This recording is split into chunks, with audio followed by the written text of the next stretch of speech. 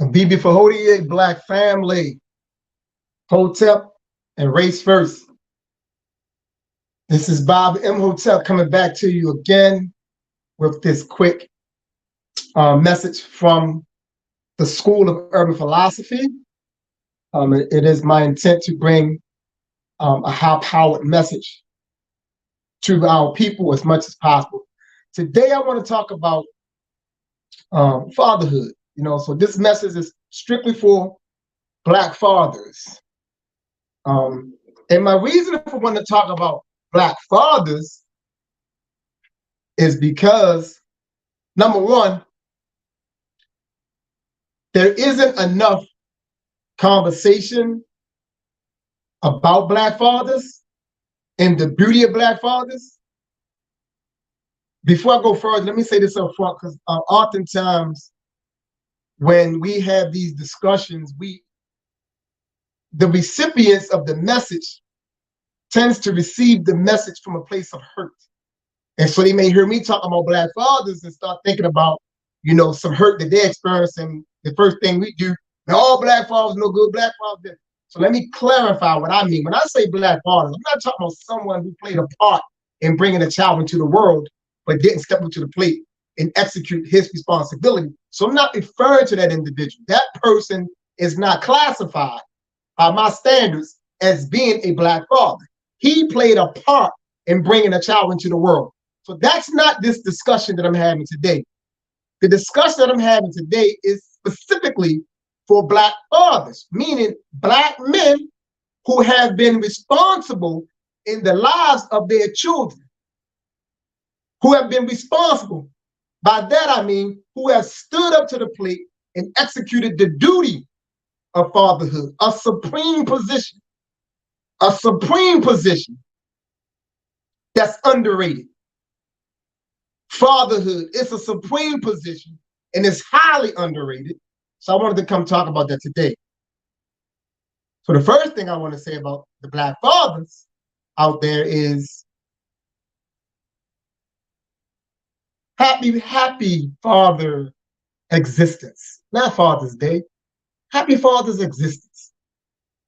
Because of Black fathers, we have, this perpetual rearing process in place, bringing forth and rearing up strong Black men because of Black fathers. And once again, my statements is not about, nor am I trying to diminish anybody. I want to focus on Black fathers. So that's why I'm emphasizing that, because we have to do that with our people, because we tend to receive messages only from a place of hurt. And we hear what we want to hear. So when I'm saying that Black fathers are most essential in the rearing process, I'm not saying that the Black woman is not essential. I want to talk to the Black fathers. I want us to know that the Black father is essential. He's essential in the areas of discipline. He brings the discipline. By discipline, I do not mean punishment. I mean, the father established the discipline in terms of the character, the stability. It's the Black father. Right? He brings that. He instills that. The consistency that the Black boy needs to see. Right? It's the Black father. He don't need to see it in a woman because he's not a woman. He needs to see what it is to be a Black man in the role of a father. So he needs a father to look at. That's the reason why I'm emphasizing father. The Black boy needs to see what a father does. The children need to see how the father steps up. And the Black father is tasked with a mighty duty. So let's name some of those duties. The Black father must protect not only himself, but his family and his community. The Black father must do what? He must provide for himself, his community, and his family. And the Black father must what? He must nurture himself. He must nurture his community and his family. Those are the three I want to focus on. Excuse me. Starting out. Protection. He protects himself in all key and critical areas. Not only is his focus on his physical protection, but the Black father must protect his mentality, his mindset, his psychology, his internal functioning processes. And he must protect his spiritual well-being. He has to protect that because all of those things are under attack in this society. He must protect his community, the integrity of his community. The black father has to do that. The black man protects the community, the integrity of the community. And his family, he must protect his family physically, mentally, psychologically, spiritually, and most definitely, he must protect the cultural integrity of his family, his community, and his people. He must uphold his culture. He must be a living example of the culture as expressed as a black man, as a black father. He must provide for himself physically, mentally, psychologically, and spiritually. Provide for his community. And some may say, why must he provide for his community? Because there is no demarcation between black people and black community. We are not demarcated. We don't see ourselves as being separate from. But let me qualify what I mean by community. I'm not talking about these neighborhoods that we live in with people who just live beside one another. By community, I mean an organization, an organized body of people who share the same ideals, principles, and aspirations, who subscribe to the same culture and worldview. So when a black man finds himself involved in that, a part of that, a member within that, then he must nurture that. He can't just draw from it. He can't just take from it, from that for his own good. He must also give into it. That body that he belongs to, because that body, that's his nutrients. So he gets his nutrients from as a man, as a father. And lastly, he must nurture himself. Must nurture himself, nurture his community, nurture his family. These are the things that the black father must do. But the black father is under attack. See, the black father is under attack in this society. Many people have bought into the narrative surrounding the black father. So the black father is stepped on. He's talked down on. He's pushed to the side. He's degraded, disrespected. Right? He's made to be insignificant in the black family. It is communicated as if he has no relevancy in the black family. And this is a narrative that's being pushed not only by white America. We know white America started the narrative, but that narrative is also being pushed by black people who don't understand the significance of the black father, who don't understand the power of the black father.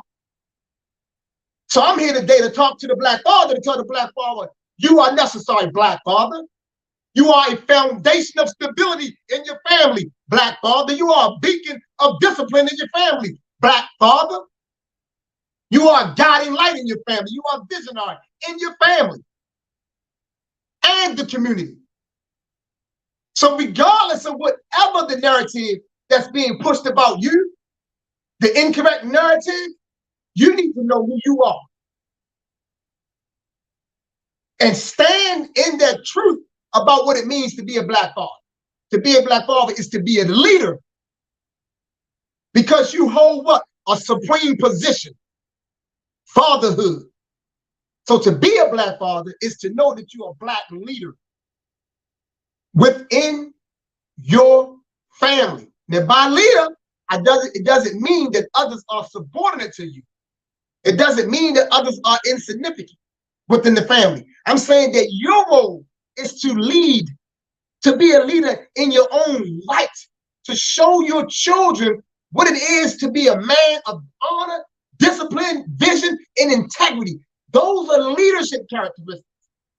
So that's what you are required to represent within the family. So the boys can see, oh, this is what I am to emulate. I must be as my father. So when you profess and you know that you are a black father, then you must also know that you are a black leader. You must also know that you are a black leader. And as a black leader, There is not any room within leadership for incompetence. As a Black leader, you must forever enhance yourself. So to be a Black father is to be in a perpetual process of self-development. Let me say that again. To be a Black father is to be in a perpetual process of self-development, self-evolution, and self-expansion.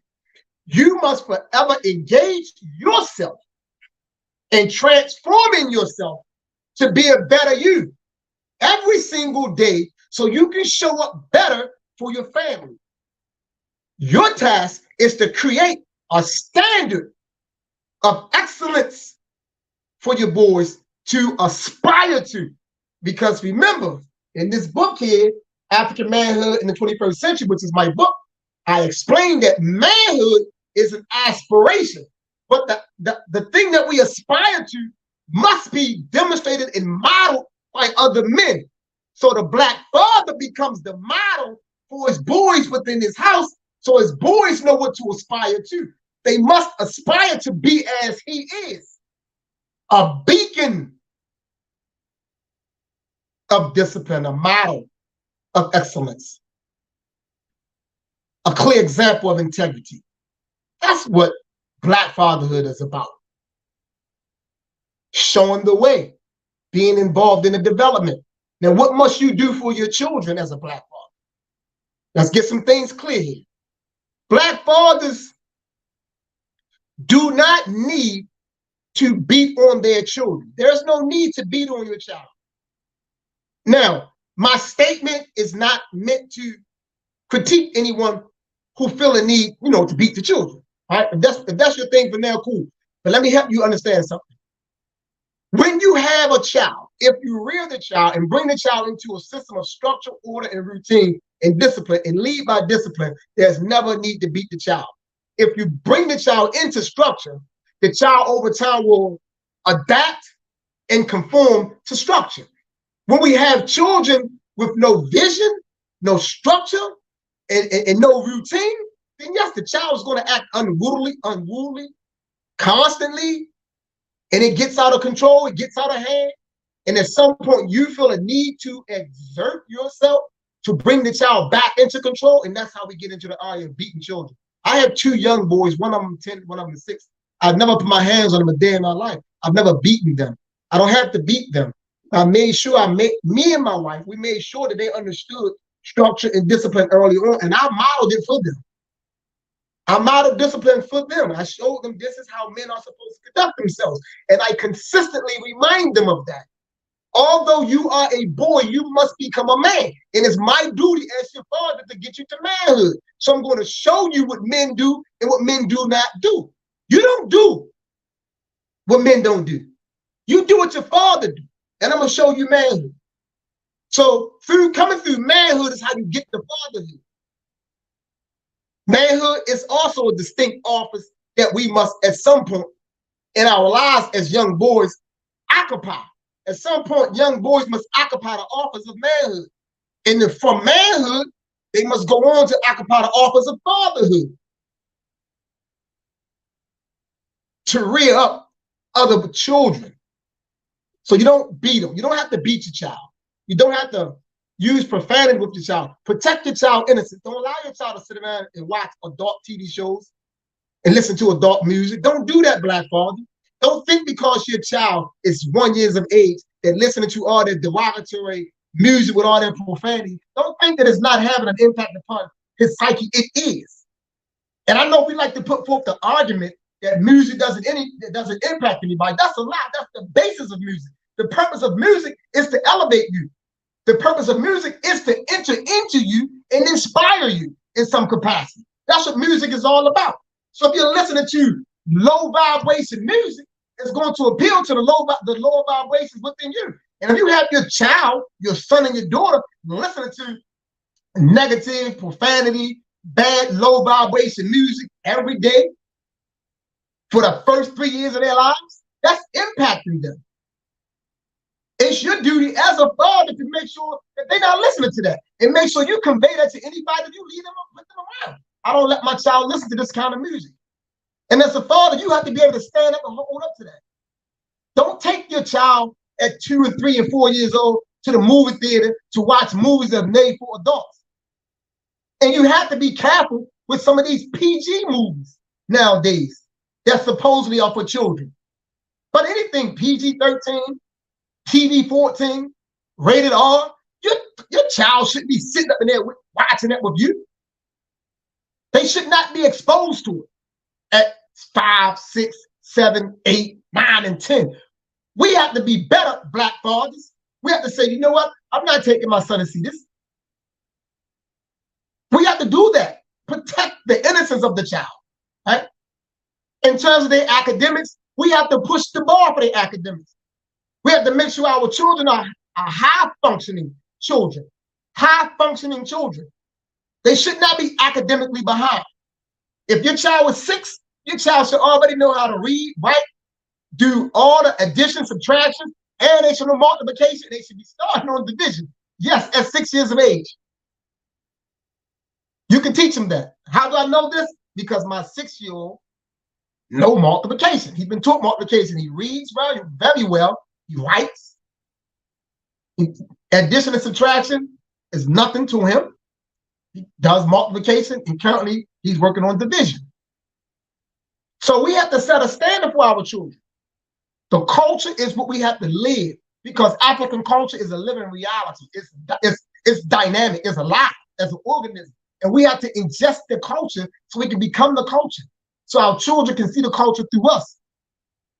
We cannot overexpose our children to this white structure and not think or believe that they are going to be adversely impacted by the over inundation of white imagery, white music, white models, white TV shows, white cartoons, white superheroes, white billboards. Like you can't do that to your child. You gotta be like, oh, there's too much white that's going in. You have to have enough sense to know that whatever goes in impacts us. So we have to guard them. You have to screen some of them TV shows. Now, I know we don't have a lot of Black shows out there because that's industry we have to get into and control. But in your house, you have control over what you allow your children to consume. That's under your control. And we have to be wise enough to know that our children's minds, the minds of our children are precious. And it's our responsibility as Black fathers to protect their mind. Protect their mind. Regardless what others may say, let them say you overprotective, you extreme. Let them say anything. All those things mean that you're doing a good job. That's what that means. It means you're doing a good job. When people say things like that about you, it's because they recognize you're doing a good job. And because you're doing a good job, you have just shined the light on them to reveal that they're not doing a good job. So they want to make you feel bad for doing a good job. I think you're a little too extreme, brother so-and-so. Come on now. They can't watch TV. They're going to do stuff like that. No, they can't watch all that crap. And they don't watch TV every day. You know, you have to give them a time period if you're going to let them watch TV or be on those devices. Right?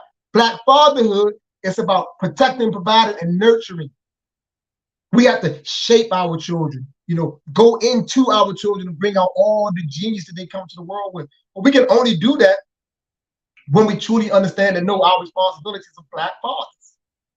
To know that we are beautiful, to know that we are magnificent and majestic, to know that we are the walking example, right? That we are the envy of the world, and that's in a very humble way. That's in the humble way of what I see that. We have to know that. You have to walk around highly confident in who you are. Now, by confident, I'm not saying you have to be egotistical or arrogant, because those type of things, that way of being is not good for us. But you have to have the confidence in your ability to provide your child or children with the best example of fatherhood. You have to be confident about that. And be okay and be willing to communicate with other fathers who are doing excellent jobs with their children, so you can constantly, enhance what you're doing. We don't have to try to do this thing individually all by ourselves. It's okay to rely upon the wisdom of other people that's doing a beautiful job, that's setting a great example with how they are parenting their child, right? Talk to that individual if you have access to that person. But we cannot consistently wing being a father. You can't keep winging that. At some point, you have to recognize, I can't keep winging this. I need to understand, some strict methodology that has some proven outcomes that I could just model myself. So what's that? I give you basic. Tell your children you love them every day, at least twice a day. You love them if it's in the morning and before they go to bed at night. For myself, I make sure I put my boys to bed almost every night. If I don't do it, my wife will go in and do it. But for the most part, it's me because we have two boys. For the most part, it's me putting the younger boy to sleep, and then I put the older one to sleep. You know what I'm saying? I go in there, they do their prayers, we hug, I love you every night throughout the day. Get a hug, I love you. We want to know I love you. Who love you? Consistently letting them know that the constant touching of your son is important. So hug the boy, hug him, right? And consistently affirm the greatness that he is, because he lives in a society that's telling him to the contrary. Right? Everything he sees and hears is to the contrary. And because he's young, some of that stuff get in. It's your duty, Black father, to remind your son or your children of their genius, to remind them of that, of their genius. Allow your children to see you consistently working on yourself, to see you bettering yourself. Allow your children to see you putting forth efforts to eat better, to exercise, to read, to research. Allow your children to see you doing those things so they can pick those habits up, right? Allow your children to see you investing your money into educational things around the house, like masks, African masks, African sculptures, books. Allow your children to see that, because by doing so, you teach them a different value. Introduce them to different values. So the methodology is simple. Let them see that. Talk to them about that. Right? Minimize all the toys that you buying for your children. The toys does not enhance them, nor do these toys that's created in this society challenge these our children. Right? So minimize buying them all these toys, because it's putting the children to sleep. It's sleeping, it's dumbing the children down. Right? It's robbing the children of the capacity to engage in inventive and innovative thinking. And we want to reintroduce our children to inventive and innovative thinking, creative thinking. The only way that's going to happen if you create situations that requires them to dig into themselves and pull out their inventiveness, their innovative and creativity. But if you keep buying them these built, fully put together toys, that's really dull, the children are gonna be dull. If you keep sitting in front of video games all day long, they're gonna be dull. Yeah, they can learn to play all the video games in the world. They can master all the levels in the video game, but they don't know how to build the video games. Then what? You put your black child beside the Chinese child. The Chinese child know how to build a video game, but your child only know how to play the video game. Come on now, man. We got to think about that. That don't make too much sense to me. How you setting your child up for success if your child don't know how to create and build anything, to think independently, and we're not enhancing their intellect? Like, come on now, we're setting them up to be last in the world, to be last, L-A-S-T, to be last. They're not building. We're not putting them in a position to build, to create, to innovate, to bring ideas into fruition. That's your duty, Black father. That's part of your duty. But they need to see you doing it, producing things, building things, creating things, talking about creativity and innovation and inventions. They need to see you doing it. You have to be the model that they can model themselves after. You can't keep following what society is saying and what society is doing. If your child go to public schools and they tell your child that your child's on grade level, you need to know that grade level for Black children is underneath level. Let me say it again. Grade level for Black children in Baltimore City public schools or any one of these public schools in the United States of America is under level. So if your child is in the first grade and they tell you that he at grade level, you need to know that your child needs to go up 2 more levels. Your expectation should be that your first grade child should be able to function, think, and operate at a 3rd grade level. That has to be the expectation. When your child is in the 3rd grade, he or she should be able to function at the 5th grade level. If they're in the 3rd grade and they're only at 3rd grade level by their standards, then you need to know that they are beneath level, because the standards they have created for Black children are low standards. So when they say grade level, what is the criteria of level? So you have to ask that question. So what is it, low? Just because they say grade level doesn't mean that the standard is high. It can be a low standard. The same way that now 60 in Baltimore City public schools, well, the last I checked, 60s was passing a low standard. Even the 70s is a low standard, actually, when it was at 70. So as Black fathers, we have to think about that.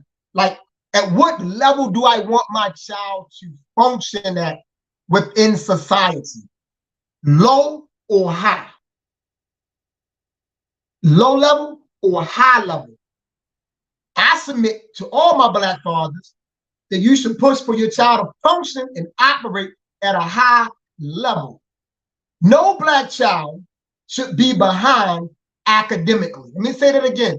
No Black child should be behind academically unless that Black child was born with some type of physical and neurological condition that prevents him or her from maximizing their thinking capacity. Outside that, no Black child should be behind. No Black parent should say, well, yeah, my child is having problems with reading.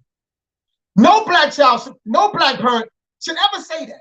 Oh yeah, my child is having problems with math. Because the child can do the math.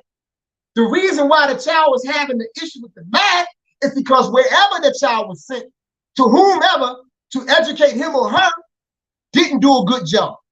So now you have an 8-year-old that should be able to do multiplication, but the ball was dropped on an 8-year-old around the ages of 5 and 6. So now at age 8, they struggle with multiplication because they never learned their multiplication chart. If they would have made sure they learned the multiplication chart at age 5.5 or age 6, by the time they turn 8, multiplication would be a breeze. Only thing they would need to know is the methodologies. They wouldn't be struggling with 6 times. What's 6 times 5? In the 3rd grade, you shouldn't be trying to figure out what 6 times 5 is when you're in the 3rd grade. And the parent shouldn't be justifying it by saying, oh yeah, my child was having some problems. Your child shouldn't be there. You have to recognize the only reason that your child is struggling right now is not because he or she can't do the math. That's not it. It's not they can't do the math. The ball was dropped somewhere in their developmental process. So we have to sit them down and go back to those beginning stages and fill those gaps in. And you'll watch the child excel. The same with reading. If the child was struggling with reading, it's because the child didn't learn something about how to put the consonants together. They didn't learn the vowels. They didn't learn how to break down the syllables. It's basic things that the ball was dropped on them when the person was teaching them how to read. So now at age 10, we see them struggling a little bit, not because they can't read or can't do that. They can. We just have to listen to them real attentively, and you'll see what they're missing. And you have to go fill those gaps in. So what? They may be 10 years old. You have to go back and fill those gaps in as if they were 6. But those basics can't be skipped. You got to go give them those basics and then get them back up to speed. Why am I saying all of this? I'm saying it because as Black fathers, we have to make sure that our children are operating at a high capacity and make no excuses for where they are at. Recognize where they are at and then get to the business of rectifying it. Recognize where they are at and get to the business of rectifying it. That's your child. He or she are going to go into this world, but they have your blood coursing through their veins. You are their father. So therefore, you should have a vested interest in making sure that they are highly prepared and ready to take their place within this society. Make no excuses for where they are at. Recognize it and get to the business of rectifying. It's simple as that. Don't keep on saying, oh yeah, my child, he don't like math. Like, come on now. What black child don't like math, and math come from black people? We have to stop saying that my child don't like math. No, it's not that your child don't like math. It's not that. Because some basics were missed, math poses a little challenge to him or her. So go back to the basics, fill in the gaps, and watch the smiles pop on your children's face when they start doing those problems. But don't make an excuse for that by saying my child don't like math. That's not a correct assessment. That's not a correct assessment. It's natural for people to want to perform well. All people and every person want to perform well. It's our duty as fathers to put them in a position to perform well.